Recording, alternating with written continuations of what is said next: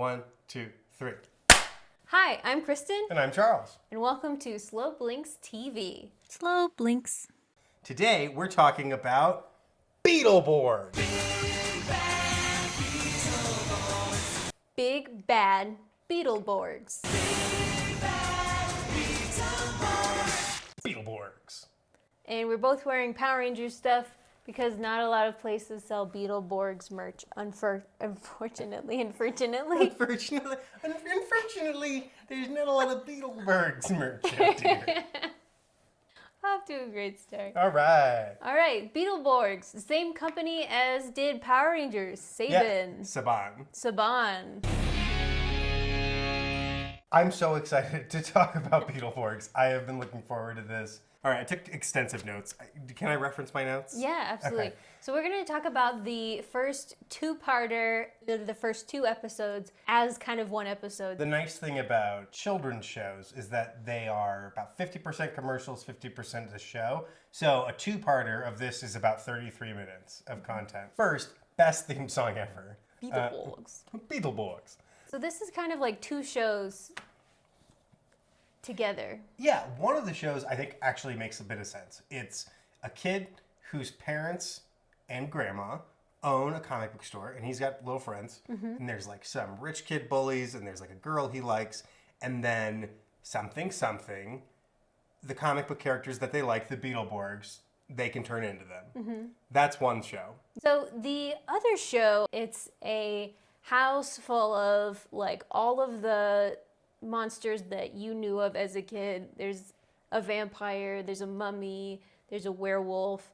there's a Frankenstein's monster, and then there's a ghost. Kids end up interacting with them and kooky things happen. I've described it as I feel like somebody was carrying both of the scripts, dropped them, the papers got all mixed up. So now it's a show about a kid whose parents own a comic book store, and the rich kids dare them to stay in a haunted house, and they stay there, and they run away from the monsters. They don't make friends with them, but they do make friends with a ghost who gives them a wish, and then they're Beetleborgs. But now they're Beetleborgs. It starts with the rich kids already at the monster house.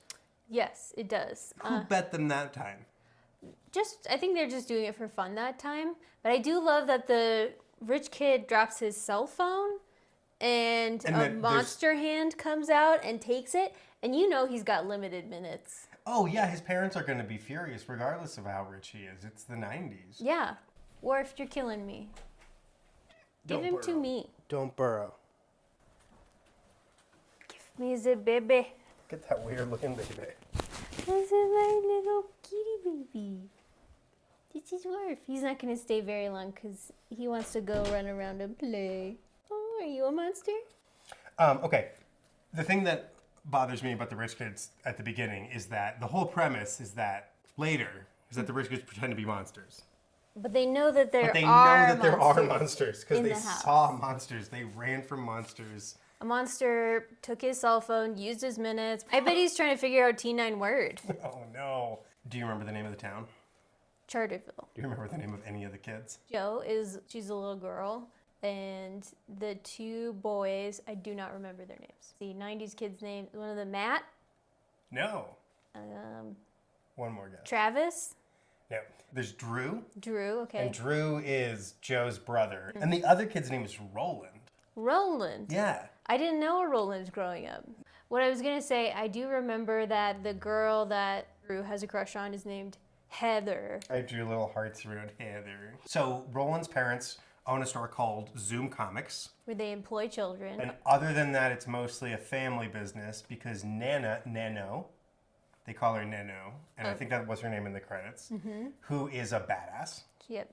You know how we know. She's not like a regular grandma. No, she's a cool grandma. Because she rides it on a motorcycle. We have a really wonderful scene at the comic book store where Drew wants to impress Heather, or wants to ask her to the dance. They're like, ask her to the dance already. No, I don't think there's a dance. There is, because it doesn't ever come up again. Oh. Okay. Hi. Oh, right. Okay. Hello. Yeah. So they're like, hey, we just have too many cats. I'm sorry, everybody. We have two cats. The other one was Worf. This one's Bashir. All right. I don't think he wants to. Anyway, I just think it's really funny because Drew is absent-mindedly looking at a ballet magazine. And they're like, you loser. Goodbye, Ballet's so monster. for girls. So then he has a fantasy Okay. where he is the Beetleborg. He's the blue Beetleborg. And he rescues Heather.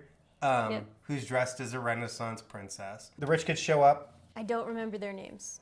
I didn't write it down. I'm gonna guess their names. McGoody Yeah, and Floor. and Floor. Yeah, Just the word floor. yeah.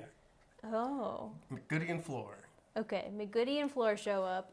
And they don't have to pay for anything in the comic book store because their dad Owns the building. building. Not how that works. I mean, maybe if your dad actually owned the business of the comic book store, maybe.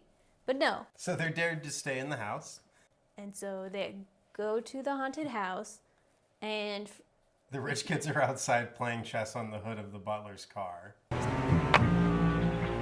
Checkmate, Dudley. way to go. If you say so, Master Van.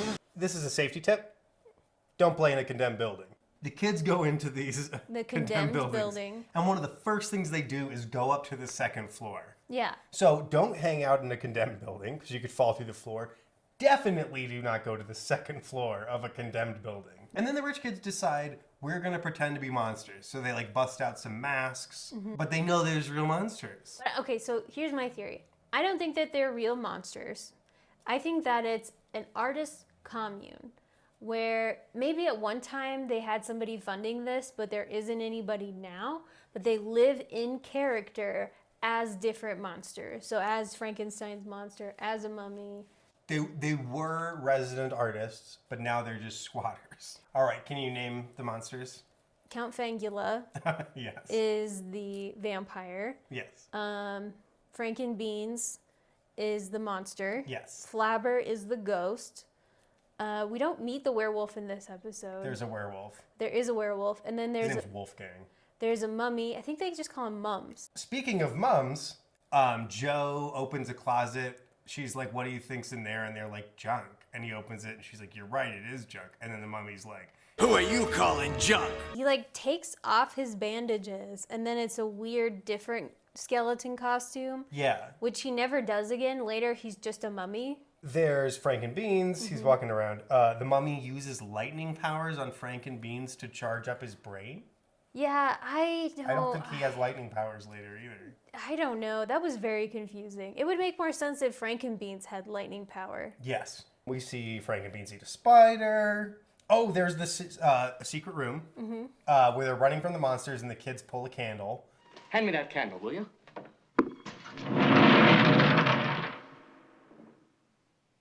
Put the candle back. And the secret room's pretty special. They find Flabber because there is a pipe organ, and they mess around with it, and these weird like little The pipettes. the pipettes, which are kind of like little muses, and they just sing. But Flabber is the community theater version of Aladdin's The Genie. Flabber's the name? Magic and music's my game. And I am truly the most phantasmic phasm you'll ever meet. What's a phasm? What's a phasm? Yeah, he's like Robin Williams as the genie. That is obviously the biggest inspiration. And then he's also doing a lot of Jim Carrey. And then he can't shapeshift because of the budget of the show. And when he does, it is a nightmare. It is a nightmare scenario. You meet some spooks, and it looks like they're guys dressed in Halloween costumes. And then you meet someone who can do that thing with his neck. Even among weirdos, he's a weirdo. Like, because he seems to have found like this area where he's secluded from the rest of the monsters. The actor who plays Flabber, his name is Billy Forrester, and he gives 100%. Yes. There is like Yes. He looks like Elvis. Elvis for some reason. Elvis the ghost. He does one Elvis impression and that's it. He tries to make Flab out a thing. Yeah! Flab out! They call him I think the Pipettes call him a ghost. Or Right. Do they call him a phasm? They call him a ghost. They call him a ghost. from the 7th dimension. Okay. He describes himself as a phasm. But then I think on the Blu-ray box, doesn't it say genie? This is why I think Genie is probably why it's on the box, because he gives them a He gives wish. them a wish, and ghosts don't grant you wishes. They ask to be Beetleborgs. Beetleborgs from the comic book. For some reason, on the cover of the magazine of that issue of Beetleborgs, it says next issue, rats. And so he's like, I guess if you want to be rats, so he turns them into rats, and they make it clear because they can still speak. Flabber. And then he turns them into Beetleborgs. But now they're Beetleborgs. We need to talk a little bit about Saban. If you've ever seen Mighty Morphin Power Rangers or any of the series that followed it, the premise was they would take a show from Japan. In Power Rangers version, it was Super Sentai. This one, it's not Armor Warriors, I'm going to put it in here. They would take the footage from those, the action scenes from those, they would pair it with new footage with American actors. The other thing that would happen is that they would get the old costumes that would be sent over to the US. And I believe that the Beetleborgs costumes were heavily damaged when they got them. But one of the fun things about specifically the tokusatsu, like superheroes and super villains, is that you can't see their faces because you have to be able to have Japanese and American actors in them.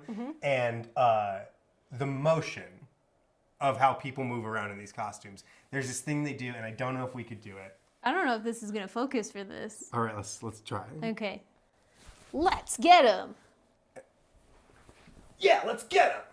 And you're So like, that's fun. yeah, that's fun. That's how you know who's talking, because they leap into the center of the frame. Yeah, so they get turned into Beetleborgs, fight the monsters for some reason. Oh, that's right. The monsters get into the secret room. Yep, they spin in the secret room, they come flying out. Yeah, and they beat the crap out of the monsters. They're like, all right, we're out of here. So the monsters aren't the bad guys. They're just ancillary characters. When Flabber let out the Beetleborgs, he also made a boo-boo. He let all the villains out of the comic book, too. Why did he do that? Because otherwise there's no show. But the three kind of henchman villains appear in Charterville and...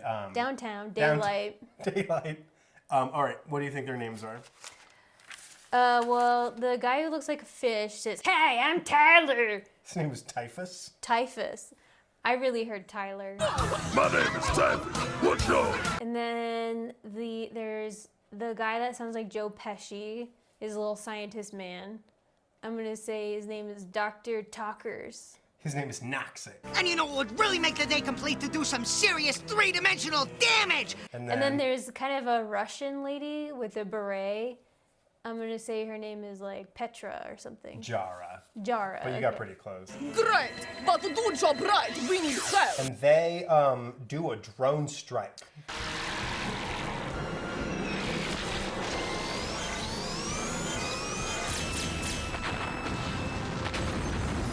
It's a really big explosion. They go into a matinee of Nosferatu That is really heavily that is attended. packed. Yeah. Because nothing says spooky like the movie Halloween Town, how it's all in like broad daylight. That's when it's the creepiest. What happened? I missed something. There is Japanese dialogue. So they're screening a matinee of a Japanese dubbed Nosferatu. This is a really cool town. Anyway, the monsters make everybody freak out, and there's this awesome shot of this guy falling down the stairs. Okay, but I think we need to differentiate. They're both called monsters. No, that's right. I wanted to separate them. There's the monsters, there's the bad guys. They eventually go to the graveyard or crypt, and they meet Vexor. I don't understand this part. They go into a tomb, and it's like a portal to an underground layer. And Yeah. how do you make that? I don't know. When did he get here?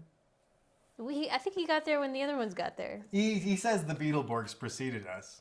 Yeah. I had some existential questions about, like, since these guys got brought out of the comic books, what about the people who are the about those Beetleborgs rats? in the yeah, what about them rats? What about the Beetleborgs that, like, the people who are the Beetleborgs in the comic?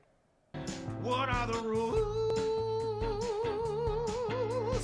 Bad guys go to the haunted house. Flabber does a bunch of weird stuff where they're like, how do we turn into the Beetleborgs again? and he's like pucker up and blow. All you gotta do is whistle. You know, pucker up and blow. You know how to whistle, don't you, Steve? You just put your lips together and blow. They fight the bad guys. Do you have anything to say about how bad the fight? Do you remember it? You have to understand that no one can see. It's like when you feel your hands make contact with Noxic, bend down and he'll fall over your shoulder. It just transitions to the next day. Flabber's a cat. He's Salem the cat, kind of. So you start the watch when Salem comes on screen and stop it when he's off. Then you write the time down and indicate whether it was that crappy puppet or an actual cat. Are all these tapes Sabrina the Teenage Witch? Well, obviously, son, it's the only show that starred Salem the cat. And the kids have powers now. Okay. Somehow. I'm sorry that it took so long to get here. Kristen, go. Okay, so one of them has super strength. Yes. One of them has super speed. The other one says that he has brain powers. Whoa! I have brain power. That's telekinesis, Kyle. But it's clearly telekinesis. So the brain powers are not intelligence. No, he doesn't have that particular brain power. He has a different one. They're like, we don't want to teach kids the word This telekinesis. is a kid who reads comic books. He probably knows what telekinesis is. Or I clearly. got brain powers. I got brain power. They actually used the word brain power earlier when Mums electrocutes Frankenbeans. Oh, yeah. They're like, we're gonna get you some brain power. But then Frankenbeans isn't telekinetic.